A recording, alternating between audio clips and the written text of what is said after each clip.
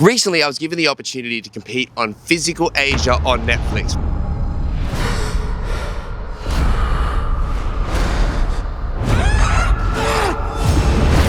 If you haven't watched the show, I highly recommend it. If you like this channel, you'll like the show. 6 players per team, 8 different countries. Each challenge is based on strength, skill, stamina, and strategy. And each stage is called a quest. In Quest 3, each team had to assign 2 players to complete the zigzag hurdle challenge, a crazy mix of jumping and endurance. 20 laps total per round, 80 jumps grind between 2 players, and then a sand sprint to finish. It was brutal, savage, and luckily the perfect thing for my parkour skill set. Today, we're going to be going through what makes this challenge so hard, the different techniques that the athletes used, and how they work. Just in case you're ever in a situation where you need to do 40 volts in a row for a buttload of money. Or maybe you just want to try parkour for yourself. At the end of the video, I'll go through my personal experience in the quest and how I chose my strategy to ensure victory for Team Australia. Now, at a first glance, the hurdle challenge seems simple. At least that's what me and the other athletes thought. It was like, just jump over the walls and then sprint on the sand and grab the flag, right? 1 volt over the wall isn't that exhausting, but doing 10 laps consisting of 4 volts each requires an incredible amount of plyometric endurance and muscular stamina that's really hard to attain. And redirecting around 180 degrees every 2 jumps is really disorienting, and it makes it awkward to set up your next vault. All right, so we're gonna go through team by team and break down their techniques and strategies, starting with everyone's favorite team, Team Mongolia. Wah! Dulgun, Engpat, and Hansuren Gantoktok. I probably butchered that, sorry. Firstly, can I just say the aura from Team Mongolia is out of this world. They eat up the screen in every single shot. For the hurdles, they chose Dulgun and Hansuren, which based on their team's abilities, I think was the correct choice. Both of them are over 6 foot and are professional athletes in sports that require jumping and landing for extended periods of time. This gives them a distinct advantage when it comes to getting their hips over the wall, and also they both have a good base in plyometrics like I mentioned before. The technique she used was inside leg lazy, which I do think is the optimal technique for someone who hasn't trained vaulting before. It gives you the safest middle section of the vault, and then it gives you the ability to sit down if you don't make it. With the inside leg lazy, you want to put the inside hand on the wall and swing the inside leg up, coming over the wall. At that point, you're going to explode off the bottom leg and swing your outside arm up to get the distance over. So as I swing here, up, I turn my hips so that they're parallel with the wall, and I place down my hand so that I can push off. I actually think Hansuren made the right call with the technique she wanted to use and her game plan. Unfortunately, she missed the bell, which got her flustered, and then she stumbled a bit, and that's really what put her behind. Something you've got to realize is how quickly the lactic acid in your legs builds up and how hard it is to run, let alone jump when your legs are that pumped. Which is a nice segue to Dulgun. He absolutely flew over those vaults with the same core principle in mind, but because of his sheer size and length of limbs, he was actually able to implement another really cool technique, commonly referred to as a corner vault. So he's starting with the same setup as the lazy, but instead of the outside arm coming and swinging over, it's actually connecting to the pole in front, and he's able to create this little space to direct himself through. Don't want to go too far here though. Those limbs gave him a really good advantage, and with the wraparound nature of this challenge, as you can see, he would use his arm to like rip himself around the pole and redirect him back into the vault, which is much faster than just those little steps running around the outside. But unfortunately, when he made it to the last sprint, his legs had had enough. And that just shows you how brutal this challenge actually is, and like the repercussions of jumping for 2 minutes straight. Team Philippines, Lara Liwanag and Robin Brown. These two were some of the most tenacious athletes in the game. They'd already proven how tough they were as a duo on the deathmatch challenge, and honestly I was honored to go up against them in the hurdle challenge. With Lara having an insane amount of endurance from CrossFit and Robin's literally a hurdler, these two seemed like the natural choice for their team, given the other challenges were entirely strength-based. Both of them have a background in agility and they have a high level of coordination. The biggest disadvantage they were facing is their height compared to the vault. Every time they jump, it takes a lot more power to jump over, and it makes the whole process a lot more draining. Lara used a different approach when it came to the vaults. She used a lead leg speed step, deciding to swing the outside leg up in front of you and planting it on the block. And then with the window that you create with your arm on your leg, you step through, extending the hip and jumping down onto the other side.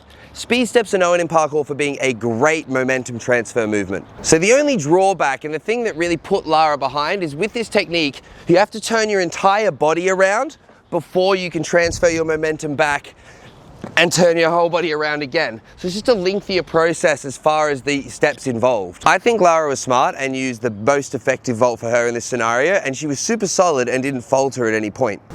Now let's talk about Robin. When I watched Robin back on the vault challenge, I actively cheered at the screen. She was so fast. I didn't get to see it on the day, but wow, she was good at this challenge. Not only did she use her inside leg lazy with fantastic proficiency, but she's also the first person on our list to use the outside leg lazy technique. The outside leg lazy is similar to the inside leg lazy, but it has some distinct advantages. I'll explain those to you when we go through my run and how it's a massive speed hack. Not only her vaults, but the speed of Robin's steps between the vaults and around the turns was insane. Truly, she did a fantastic job. Team Turkey. Nafise Karate and Ali Sofoglu. I'm trying. Team Turkey were awesome, and I really thought that they were going to go all the way. Ali and Nafise gave everything they had to this challenge, and honestly, everyone who did this challenge does deserve praise. I think this challenge was most tough for Nafise. Her power and speed are good, but she was let down by her coordination when it came to getting over the vaults. As she said on the show, when your body isn't responding how you expect, it can become really stressful. Starting off, she did an inside leg lazy, but she quickly changed to something more akin to like a gate vault, or I would call like a butterfly vault. This vault is probably the most accessible for anyone who's never done parkour before. You're gonna put both hands on the wall and swing your outside leg up like you're getting onto a horse. Then you're gonna put the weight through your arms and adjust yourself over the wall, coming off the other side. The only real disadvantage to this vault is speed. You know, you got a lot more contact time on the block. You got to redirect yourself after the fact. And I actually think Nafise did a pretty good job in the second round to keep Ali in the game and have a shot. Ali was fast. What I liked about his round was that he used a variety of techniques and adapted his choices where he needed to, starting with the outside leg lazy and switching to the inside leg lazy when his spacing required it. He also did a butterfly vault from time to time with great execution. Ali and Nafise kept battling all the way through, and I commend them for putting everything on the line and giving the challenge their all. Unfortunately, they couldn't catch up to the next team on our list. Team Japan. Kana Watanabe and Soichi Hashimoto. The funnest and most honourable team to compete against. I was so excited to see them throw down in the B matchups. Both athletes are actually quite short, and neither of them do a huge amount of plyometric training that I know of, which makes both of their performances that much more impressive. Kana comes from an MMA background, giving her great coordination and stamina. And Soichi, he's a judo legend. He's so agile. I noticed that they used him on the zip line for the shipwreck challenge as well, and I thought they were great choices to ensure victory for their team. Kana ran first both times. She used the most common vault we are seeing today, the inside leg lazy. One thing that she did really well was sitting on the wall as she went over, allowing her to have minimum impact when she came off the other side and the least effort to redirect. Soichi gave her some fantastic advice in between rounds. He said, you might not make it over, so exaggerate the movements. So by swinging her inside leg up more and her outside arm higher, she was able to make sure she got her hips up and over the wall. And the one time that she did falter, she was able to go into this sitting position and catch herself. Soichi destroyed this challenge. As I stated before, he's at a slight height disadvantage, but he didn't let that hold him back. Using a very powerful inside leg lazy, he would often be so centered that he didn't even need to put his second hand down. Look specifically at how he keeps his hips going in the direction that he wants to face next, and he's landing with his kicking leg backwards so that he can step and be in the right position for the next vault. Excellent form across the board. But no teams were as fast as our final four contestants. Bow! South Korea. Kim Dong-hyun and Young Sung-bin. The most stacked duo in the hurdle challenge. Team Korea had the same thought as us, as if we win this first challenge and then tie on the other ones, we secure our spot into the next quest. Stun Gun is not only a huge name in the world of MMA, but after his experience in season 2 of Physical 100, he has been training like a monster.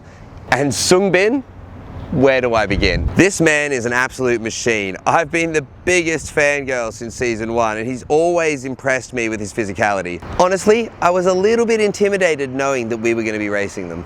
KDH was a bull out of the gate using the inside lazy leg technique. He was sharp and powerful, often kind of like Soichi, avoiding using the second hand on his lazy vault.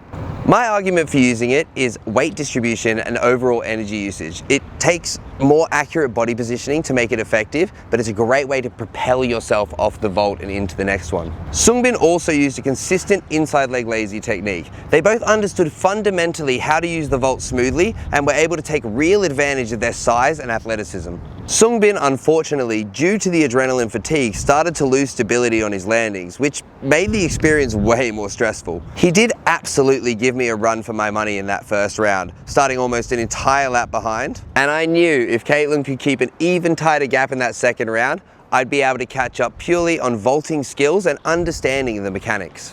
Which brings us to Team Australia! Ooh.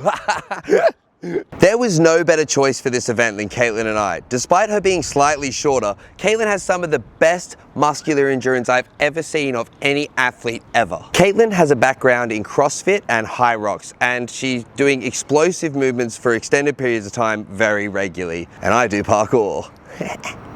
Every athlete got one practice round on the lap, and during that time Caitlin tried the outside leg lazy for the first time ever, making it more impressive that she was able to use it so effectively straight away. Occasionally she would switch back to the inside leg lazy, but majority of the time she used the more efficient version. Alright, now I'm going to explain the 3 different techniques that I used during the round, how I implemented them and why, and like what my pacing decisions were during the round. Let's discuss why the outside leg lazy is slightly faster and less strenuous on the body than the inside leg.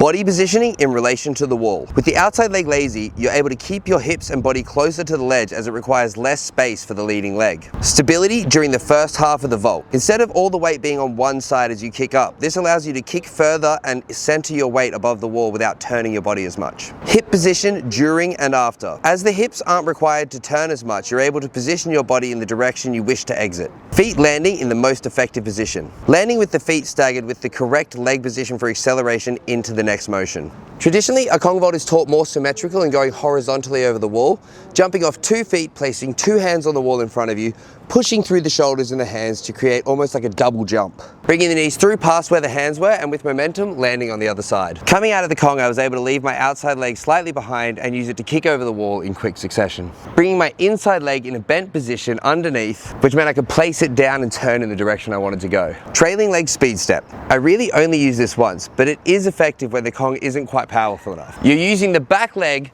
to propel yourself off forwards, and opposed to the leading leg speed step, you can keep your hips in the direction that you want to go. Round 1, I did Kong to lazy until I caught up. Kong to Kong actually isn't that viable, 1, because you run out of stamina, but 2, the redirection is really hard when you're going more vertically as opposed to horizontally. To conserve energy, I started doing lazy to lazy when I got close to him, and all I had to do was match his pace until those final laps, where then I could re-implement the Kong lazy for the last 2 and just take off. Believe it or not, this race wasn't just about winning for me. It was about showcasing parkour in its truest form and how effective it can be even against an Olympic champion.